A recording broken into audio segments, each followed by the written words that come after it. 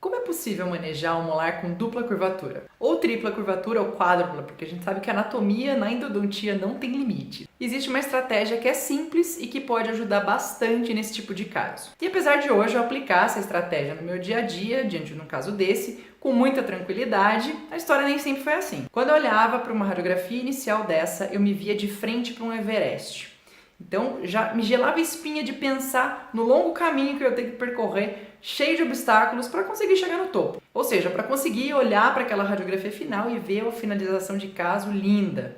Só que por outro lado, essa ideia de Everest, que num primeiro momento me dava receio, me dava medo e me fazia hiperventilar, num segundo momento me trouxe uma ideia ali, de uma estratégia para lançar a mão, para que eu pudesse então conseguir manejar aquele caso sem desenvolver aquela ansiedade toda e que tivesse um bom resultado no final. E a estratégia é a seguinte: quando você tem um desafio que é grande demais, trabalhoso demais, se você olha só para o resultado final dele, ou seja, para o topo do Everest, para a patência num caso desses, ou qualquer outro desafio que você tenha também na vida que seja um grande desafio. A ideia é que você quebre, que você divida esse grande desafio em desafios menores, ou seja, desafios de menor complexidade.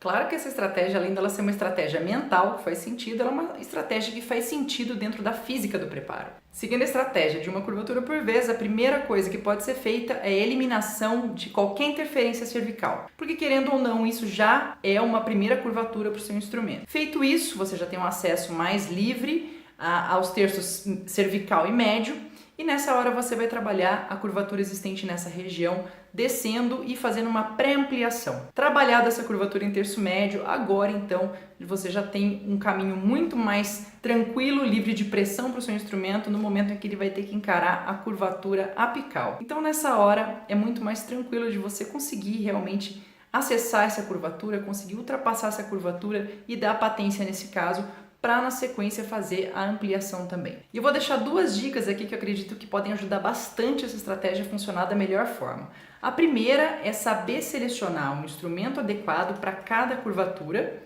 e a segunda dica é realizar a recapitulação depois de cada instrumento. Particularmente com relação à seleção do instrumento, esse é um caso onde seria extremamente favorável o uso de um instrumento de níquel-titânio com tratamento térmico. Esse tipo de liga possui uma ótima flexibilidade e propriedades totalmente favoráveis para que você consiga chegar no final desse preparo sem degraus e concluir esse tratamento com sucesso.